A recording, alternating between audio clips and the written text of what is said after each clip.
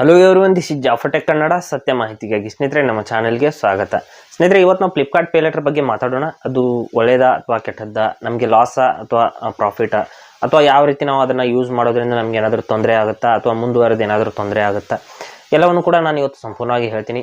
ಸ್ನೇಹಿತರೆ, ನಾನು Flipkart pay ಲೆಟರ್ನ use ಮಾಡ್ತಾ ಇದ್ದು 3 ರಿಂದ 4 ವರ್ಷ ಆಯಿತು. ಸಂಪೂರ್ಣವಾಗಿ ಅದರ ಬಗ್ಗೆ ಅದರ ಅನುಭವನ ನಾನು ಇವತ್ತು ಸಂಪೂರ್ಣವಾಗಿ ನಿಮ್ಮ ಮುಂದೆ ಶೇರ್ ಮಾಡ್ತೀನಿ.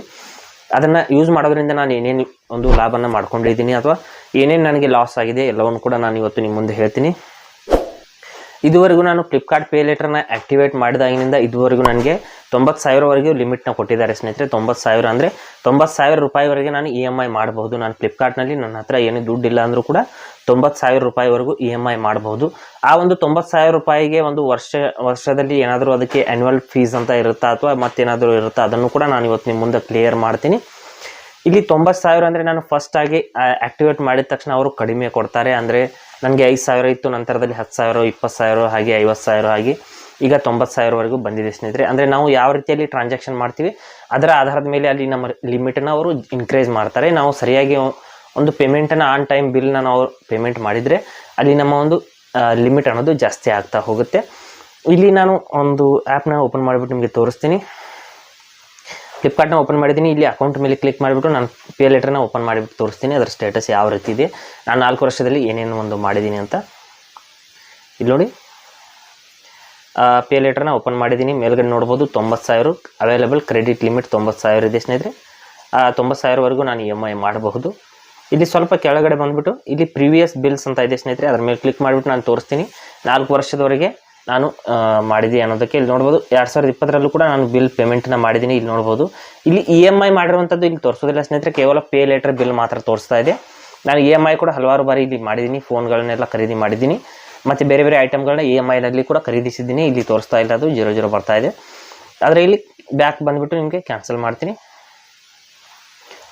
ಮಾಡಿಬಿಟ್ಟು ಇಲ್ಲಿ ಯಾವುದಾದ್ರೂ ಒಂದು ಫೋನನ್ನು ನಾನು ಬುಕ್ಕಿಂಗ್ ಅಂದರೆ ನಾವು ಯಾವ ಫೋನನ್ನು ತರಿಸ್ಕೊಂಡ್ರೆ ಇಲ್ಲಿ ಎಷ್ಟು ಒಂದು ಜಾಸ್ತಿ ಕಟ್ಟಬೇಕಾಗುತ್ತೆ ಅಥವಾ ಇಂಟ್ರೆಸ್ಟ್ ಎಷ್ಟು ಕಟ್ಟಬೇಕಾಗುತ್ತೆ ಅಂತಲೂ ಕೂಡ ನಾನು ಹೇಳ್ತೀನಿ. ಒಂದು ಯಾವುದಾದ್ರೂ ಐಟಮ್ ಫೋನ್ ಅಂತ ಇಟ್ಕೊಳ್ಳಿ, ಬೇರೆ ಐಟಮ್ ಕೂಡ ನಾವು EMI ಮಾಡ್ಕೋಬಹುದು. ಇಲ್ಲಿ ನಾನು ಒಂದು ಫೋನನ್ನೇ ಓಪನ್ ಮಾಡಿಬಿಟ್ಟು, ಎಲ್ಲರೂ ಹೆಚ್ಚಾಗಿ ಫೋನ್ನೇ ತರಿಸ್ತಾರೆ EMI ಮೂಲಕ. ಇಲ್ಲಿ ನೋಡಿ 8,500 ರೂಪಾಯಿ ಒಂದು ಫೋನನ್ನು ನಾನು ಓಪನ್ ಮಾಡ್ತಾಯಿದ್ದೀನಿ. ಮಾಡಿಬಿಟ್ಟು ಇಲ್ಲಿ EMIನಲ್ಲಿ ಇದಕ್ಕೆ ಎಷ್ಟು ಇಂಟ್ರೆಸ್ಟ್ ನಾವು ಕಟ್ಟಬೇಕಾಗುತ್ತೆ ಅಂದರೆ ಎಷ್ಟು ಎಕ್ಸ್ಟ್ರಾ ಚಾರ್ಜಸ್, ಹಿಡನ್ ಚಾರ್ಜಸ್ ಏನಾದರೂ ಇರುತ್ತಾ ಅದನ್ನು ಕೂಡ ನಾನು ಹೇಳ್ತೀನಿ. ಹೇಳಿಬಿಟ್ಟು ನಂತರದಲ್ಲಿ ಇದು ಒಳ್ಳೆಯದಾ ಅಥವಾ ಕೆಟ್ಟದ್ದಾ ಅಂತ ನಾನು ಕೊನೆಗೆ ನಾನು ಹೇಳ್ತೀನಿ. ಇಲ್ಲಿ ನೋಡಿ, ಇಲ್ಲಿ ಈ ಆ್ಯಪ್ನ ಇಲ್ಲಿ ಆ್ಯಪ್ನಲ್ಲಿ ಈ ಶೋ ಮೋರ್ ಪೇಮೆಂಟ್ಸ್ ಆಪ್ಷನ್ ಮೇಲೆ ಕ್ಲಿಕ್ ಮಾಡಿಬಿಟ್ಟು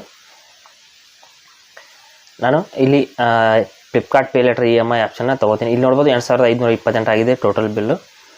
ನಂತರದಲ್ಲಿ ಇಲ್ಲಿ ಎಲ್ಲ ಪೇಮೆಂಟ್ ಆಪ್ಷನ್ಸ್ಗಳು ನೋಡೋದಕ್ಕೆ ಸಿಗ್ತಾ ಇದೆ. EMI, debit card, credit card, wallet ಎಲ್ಲವೂ ಕೂಡ ಬರ್ತಾ ಇದೆ. ಮೇಲ್ಗಡೆ ನೋಡ್ಬೋದು ಫ್ಲಿಪ್ಕಾರ್ಟ್ ಪೇ ಲೆಟರ್ EMI ಅಂತ ಇಲ್ಲಿದೆ ಸ್ನೇಹಿತರೆ. ಆ ಒಂದು EMI ನೀವು ಫ್ಲಿಪ್ಕಾರ್ಟ್ ಪೇ ಲೆಟರ್ ಆ್ಯಕ್ಟಿವೇಟ್ ಮಾಡ್ಕೊಂಡ್ರೆ ಮಾತ್ರ ಈ ಆಪ್ಷನ್ ಇಲ್ಲಿ ಬರುತ್ತೆ. ಅದರ ಮೇಲೆ ಕ್ಲಿಕ್ ಮಾಡಿದರೆ ನೋಡ್ಬೋದು OTP ಮೂಲಕ ಇದು ವೆರಿಫೈ ಆದ ನಂತರದಲ್ಲಿ ಓಪನ್ ಆಗುತ್ತೆ, ಇಲ್ಲಾಂದರೆ ಓಪನ್ ಆಗೋದಿಲ್ಲ. OTP ಇಲ್ಲದೆ ಇದು ಯಾವುದೇ ಕಾರಣಕ್ಕೂ ಓಪನ್ ಆಗೋದಿಲ್ಲ. OTP ಆಗಿಬಿಟ್ಟು ವೆರಿಫೈ ಮಾಡ್ಕೋತೀನಿ. ಮಾಡಿದ ನಂತರದಲ್ಲಿ ಇಲ್ಲಿ ನೋಡ್ಬೋದು ಸಿ ಪ್ಲ್ಯಾನ್ಸ್ ಅಂತ ಬರ್ತಾ ಇದೆ. 2,528 ರೂಪಾಯಿಗೆ ಎಷ್ಟು ಪ್ಲ್ಯಾನ್ಸ್ಗಳು ಅವೈಲೇಬಲ್ ಇದೆ ಅಂತ. ಇಲ್ಲಿ ನೋಡಿ 2 ಪ್ಲ್ಯಾನ್ಸ್ಗಳಿದೆ ಸ್ನೇಹಿತರೆ. ಇಲ್ಲಿ ಕೆಳಗಡೆ ಒಂದು ನಿಮಿಷ ಕ್ಯಾನ್ಸಲ್ ಮಾಡ್ತೀನಿ. ಇಲ್ಲಿ ನೋಡಿ ಮೇಲ್ಗಡೆ 2,954 ರೂಪಾಯಿ 3 ತಿಂಗಳು. ನಂತರದಲ್ಲಿ ಇಲ್ಲಿ 1,521 ರೂಪಾಯಿ 2 ಪ್ಲ್ಯಾನ್ಸ್ಗಳು, 1,521 ರೂಪಾಯಿ 6 ತಿಂಗಳು 2 ಪ್ಲ್ಯಾನ್ಸ್ಗಳು ಅವೈಲೇಬಲ್ ಇದೆ. ಎರಡರಲ್ಲಿ ನಿಮ್ಗೆ ಯಾವುದು ಅನುಕೂಲ ಅನಿಸುತ್ತೆ ಅದರ ಪ್ರಕಾರ ನೀವು ಬೈ ಮಾಡ್ಕೋಬಹುದು. ಇದನ್ನು ಕ್ಯಾಲ್ಕುಲೇಟ್ ಮಾಡಿ ನೋಡೋಣ ಸ್ನೇಹಿತರೆ. 3 ತಿಂಗಳ ಪ್ಲ್ಯಾನ್ಗೆ ನಾವು ಎಷ್ಟು ಅಮೌಂಟನ್ನು ಜಾಸ್ತಿ ಕಟ್ಟಬೇಕಾಗುತ್ತೆ, 6 ತಿಂಗಳ ಪ್ಲ್ಯಾನ್ಗೆ ಎಷ್ಟು ಅಮೌಂಟನ್ನು ಜಾಸ್ತಿ ಕಟ್ಟಬೇಕಾಗುತ್ತೆ ಅಂತ. ಇಲ್ಲಿ ಮೇಲ್ಗಡೆ 2,954 ರೂಪಾಯಿ. ನಾನು ಇದರ ಒಂದು ಕ್ಯಾಲ್ಕುಲೇಷನ್ ನಿಮಗೆ ತೋರಿಸ್ತೀನಿ ಕ್ಯಾಲ್ಕುಲೇಟರ್ನಲ್ಲಿ. 2,954 ಇಂಟು 3 ತಿಂಗಳು 8,862 ಅಂದರೆ ಅಪ್ರಾಕ್ಸ್ ಇದು ಒಂದು 300 ಆ್ಯಂಡ್ ಸಮಥಿಂಗ್ ಸ್ವಲ್ಪ ಜಾಸ್ತಿ ಕಟ್ಟಬೇಕಾಗುತ್ತೆ. 3 ತಿಂಗಳ ಒಂದು ಅವಧಿಗೆ 300 ಆ್ಯಂಡ್ ಸಮಥಿಂಗ್ ಜಾಸ್ತಿ ಆಗುತ್ತೆ. ನಂತರದಲ್ಲಿ ಇಲ್ಲಿ 6 ತಿಂಗಳ ಒಂದು ಕ್ಯಾಲ್ಕುಲೇಟ್ ಮಾಡಿ ನೋಡೋಣ ಸ್ನೇಹಿತರೆ. ಇಲ್ಲಿ 6 ತಿಂಗಳಿಗೆ 1,521 ಇಂಟು 6 ಮಾಡಿದರೆ 9,126 ಬರ್ತಾ ಇದೆ.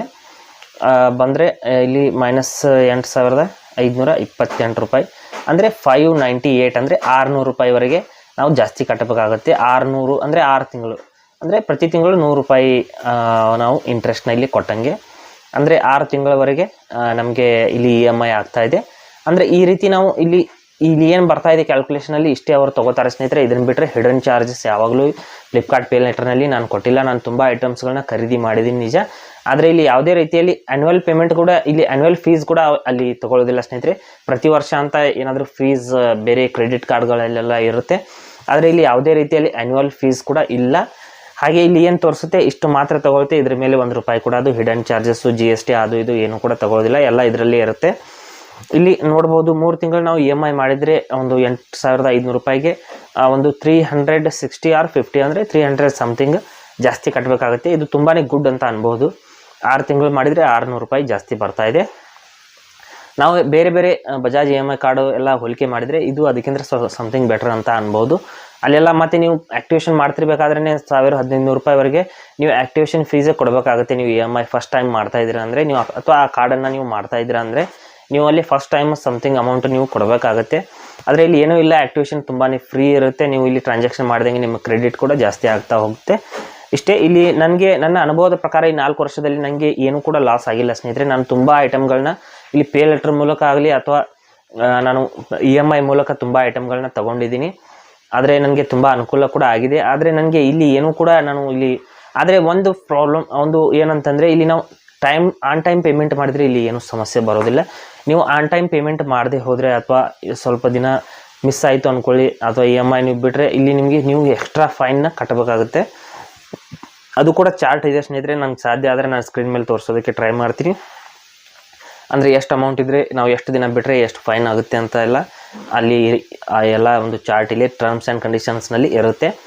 ಮತ್ತು ಏನಾಗುತ್ತೆ ಅಂದರೆ ಇಲ್ಲಿ ಆನ್ ಟೈಮ್ ಪೇಮೆಂಟ್ ಮಾಡದೆ ಹೋದರೆ ಮೇನ್ಲಿ ನಮ್ಮ ಒಂದು ಸಿಬಿಲ್ ಸ್ಕೋರ್ ಮೇಲೆ ಇದು ತುಂಬಾ ಪರಿಣಾಮ ಬೀರುತ್ತೆ ಸ್ನೇಹಿತರೆ. ಇಲ್ಲಿ ಪೇ ಲೆಟರ್, ಇದು ಫ್ಲಿಪ್ಕಾರ್ಟ್ ಪೇ ಲೆಟರ್ ನೀವು ಆ್ಯಕ್ಟಿವೇಷನ್ ಮಾಡಿದ ತಕ್ಷಣದಲ್ಲಿ ಅಂದರೆ ಅದೇ ತಿಂಗಳಿನಲ್ಲಿ ಸಿಬಿಲ್ ಸ್ಕೋರ್ನಲ್ಲಿ ಹೋಗಿಬಿಟ್ಟು ಇಲ್ಲಿ ಶೋ ಆಗೋದಕ್ಕೆ ಸ್ಟಾರ್ಟ್ ಆಗುತ್ತೆ. ನೀವು ಇಲ್ಲಿ ಏನಾದರೂ ಲೇಟ್ ಪೇಮೆಂಟ್ ಮಾಡಿದರೆ ಅಲ್ಲೂ ಕೂಡ ಲೇಟ್ ಪೇಮೆಂಟ್ ತೋರಿಸೋದಕ್ಕೆ ಸ್ಟಾರ್ಟ್ ಆಗುತ್ತೆ. ಆಟೋಮೆಟಿಕ್ಕಾಗಿ ನಿಮ್ಮ ಒಂದು ಸಿಬಿಲ್ ಅನ್ನೋದು ಡೌನ್ ಆಗುತ್ತೆ. ಅದಕ್ಕಾಗಿ ಹೇಳ್ತೀನಿ, ಯಾವುದೇ ಕಾರಣಕ್ಕೂ ಪೇಮೆಂಟ್ನ ಮಿಸ್ ಮಾಡೋದಕ್ಕೆ ಹೋಗಬೇಡಿ, ಆನ್ ಟೈಮ್ ಪೇಮೆಂಟ್ ಮಾಡಿ. ನಾನು 4 ವರ್ಷದಲ್ಲಿ ಇಲ್ಲಿ ಯಾವುದೇ ರೀತಿಯಲ್ಲಿ ನನಗೆ ಇದು ಕೆಟ್ಟದು ಅಂತ ಯಾವಾಗಲೂ ಅನಿಸಿಲ್ಲ. ನಾನು ತುಂಬಾ ಇದರಿಂದ ಯೂಸೇ ಮಾಡ್ಕೊಂಡಿದ್ದೀನಿ. ಅದಕ್ಕಾಗಿ ಈ ಒಂದು ಫ್ಲಿಪ್ಕಾರ್ಟ್ ಪೇ ಲೆಟರ್ ಬಗ್ಗೆ ಮತ್ತೇನಾದರೂ ಡೌಟ್ಗಳು, ಮತ್ತೇನಾದರೂ ಸಮಸ್ಯೆಗಳು ಇದ್ದರೆ ಕಮೆಂಟಲ್ಲಿ ತಿಳಿಸಿ, ನೋಡೋಣ ಏನೇನು ಒಂದು ಅಭಿಪ್ರಾಯಗಳು ಯಾರ್ಯಾರ ಕಡೆಯಿಂದ ಬರುತ್ತೆ ಅಂತ. ಆದರೆ ಇದರಲ್ಲಿ ನಾನು ನನ್ನ ಅನುಭವದ ಪ್ರಕಾರ ನಾನು ಇಷ್ಟು ಹೇಳ್ತಾ ಇದ್ದೀನಿ. ಇಲ್ಲಿ ನನಗೆ ಫ್ಲಿಪ್ಕಾರ್ಟ್ ಪೇ ಲೆಟರ್ ಅನ್ನೋದು ತುಂಬಾ ಒಳ್ಳೆಯದು ಅಂತ ಅನಿಸಿದೆ. ಹಾಗೆ ಸ್ನೇಹಿತರೆ, ಕೊಟ್ಟಿರೋ ಮಾಹಿತಿ ಸಂಪೂರ್ಣ ಮತ್ತು ನಿರೂಪಣೆ ಮಾಡಿದೆ, ಶೈಲಿ ಉತ್ತಮ ಅಂತ ಅನಿಸಿದರೆ ವಿಡಿಯೋನ ಲೈಕ್ ಮಾಡಿ ಮತ್ತು ನಿಮ್ಮ ಸ್ನೇಹಿತರಿಗೂ ಕೂಡ ಶೇರ್ ಮಾಡಿ. ಹಾಗೆ ಅದರ ಬಗ್ಗೆ ಸಮಸ್ಯೆಗಳು ಡೌಟ್ಗಳಿದ್ರೆ ಕಮೆಂಟಲ್ಲಿ ಅವಶ್ಯವಾಗಿ ತಿಳಿಸಿ. ಮುಂದಿನ ವಿಡಿಯೋದಲ್ಲಿ ಮತ್ತೊಂದು ಹೊಸ ವಿಷಯದೊಂದಿಗೆ ಇದೇ ರೀತಿ ನಿಮ್ಮ ಮುಂದೆ ಬರ್ತೀವಿ. ಅಲ್ಲಿವರೆಗೂ ಟೇಕ್